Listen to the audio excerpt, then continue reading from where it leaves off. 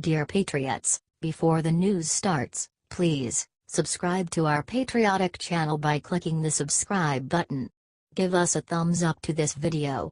Don't forget to leave your opinion below in the comments section. Share the news on Facebook and Twitter so you friends see it. Thank you. The minute Anderson Cooper got on TV, everyone noticed an insane thing over his left shoulder. On Tuesday evening, CNN's Anderson Cooper was reporting from Lower Manhattan on the terror attack. During it, a man interrupted Anderson Cooper and yelled, "CNN is fake news. And Anderson Cooper is fake news." Ever since President Trump labeled CNN fake news, they have not been able to escape it. The Daily Caller reported, a random person walked into the shot during a live broadcast in New York. They chanted, "CNN is fake news." Cooper was asking, how likely is it that there could be a video, kind of a martyrdom video so-called, which is what we saw in, I think, when the Charlie Hebdo attacks, if memory serves me, there were some, and some of the attacks in Europe that we've seen. Boom. Someone starts yelling, "CNN is fake news." Earlier in the episode, someone wrote, "CNN is ISIS" on a sign behind the broadcasters. CNN should start focusing on reporting the truth. They only report the leftist narrative. Share this if you think CNN got what it deserves and will never watch an episode for as long as you live. Thanks for reading.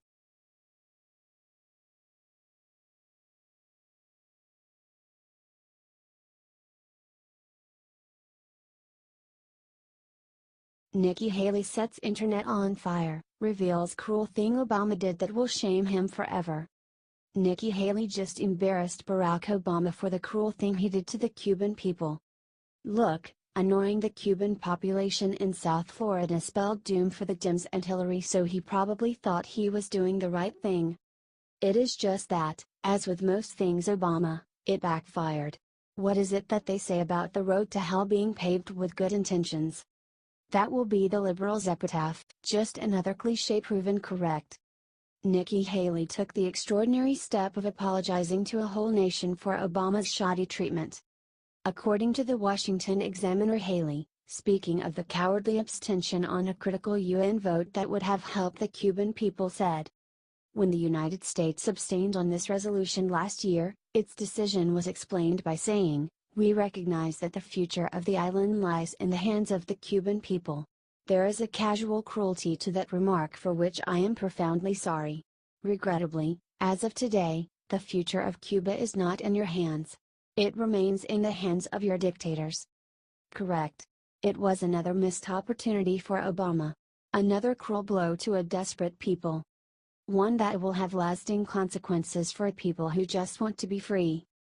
Marco Rubio echoed Nikki's comments, saying, "Despite the Obama administration's unilateral concessions to the Castro regime, I remain hopeful that the Trump administration's new policy toward Cuba will empower the Cuban people, and bring them closer to freedom and democracy.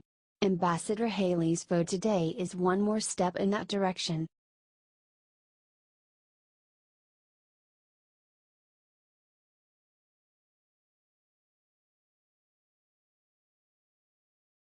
Papa John's just threw NFL under the bus. Look what he just did right in their stupid faces. The CEO of Papa John's says that the NFL's stance on the anthem has no hurt their business. The pizza company of the NFL has expressed that they are disappointed in the league's continuation of the protests.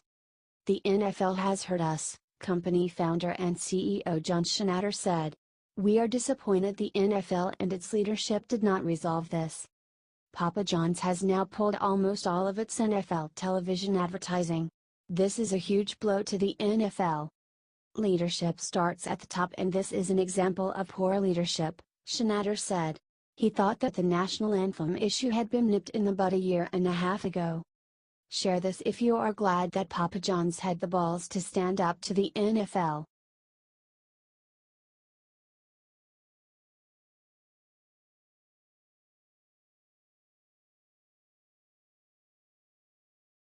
Laura Bush breaks silence with amazing confession about Melania Trump. Laura Bush does not often talk to the media. She has stayed out of the limelight since she left the White House, as is the proper custom. The job of President and First Lady is hard enough to do without those that came before second-guessing their every move. So Laura usually stays out of it and America loves her for it. But for whatever reason, probably because the media is so unfair to Melania Trump, Laura decided to break her silence on the new First Lady. "I just think she's doing a lovely job," Bush told CNN, as reported by the Washington Examiner. "She's a beautiful woman.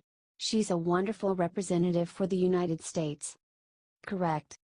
Laura said she has spoken to the Trumps when she visited for tea and wishes them the very, very best. "I know what it's like to live there," she added. "I know how difficult every decision is and what the scrutiny is by everyone that has an opinion. Every single person has an opinion on the people that live there, and I'm certainly aware of that." Then Laura dropped a truth bomb on the allegations against George H.W. Bush, saying, "I'm just sad we've come to this. That was something that was very, very innocent that he's been accused of. But I know he would feel terrible. He would never hurt anybody." Amen to that.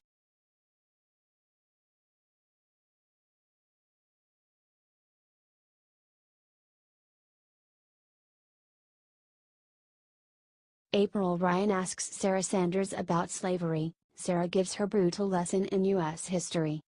Sarah Huckabee Sanders does not suffer fools. Although she has to put up with them on a daily basis. Because her job is to deal with the foaming at the mouth White House press corps. And she beats them back every day with elegance and class. Like today. When April Ryan would not take no for an answer and kept pestering Sarah Sanders with the same line of questions she tried yesterday. About slavery, and by inference she was calling Trump a racist. Or wanted to and was just waiting for the chance.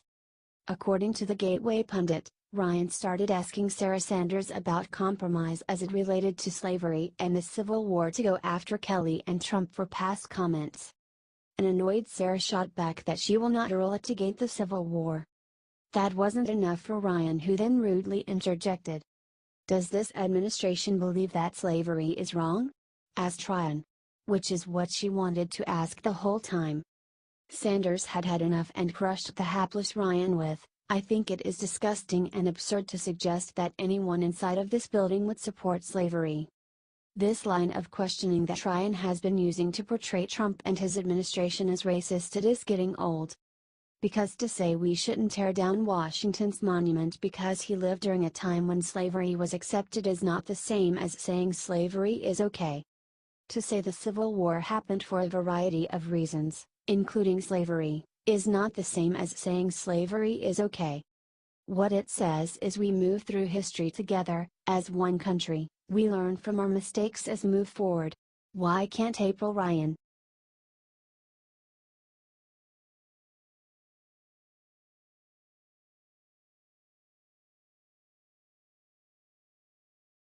Facebook's top lawyer just dropped a bombshell on Senate floor on Robert Mueller.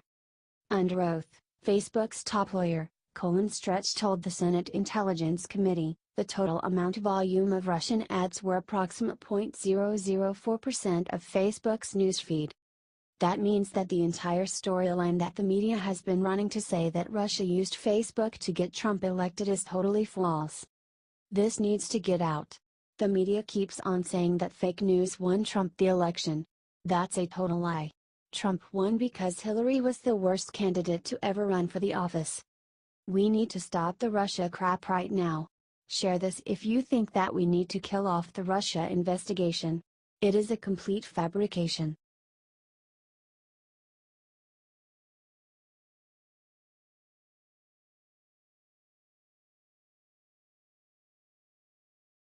Phil Robertson just came forward and leaked who is really behind New York attack. Phil Robertson is amazing. He speaks the truth and he has been so blessed by God in his life. The reason that the jihadist mass murdered several people in Manhattan yesterday on Halloween is simple: it's evil. Watch what the great Phil Robertson had to say about the motive of the terrorists in NYC. We will not bow down to these terrorists. We will not back down to their evil. God bless the United States. Share this if you think Phil Robertson is right and we cannot back down to evil. We must keep praying for the return of this country to glory. Amen.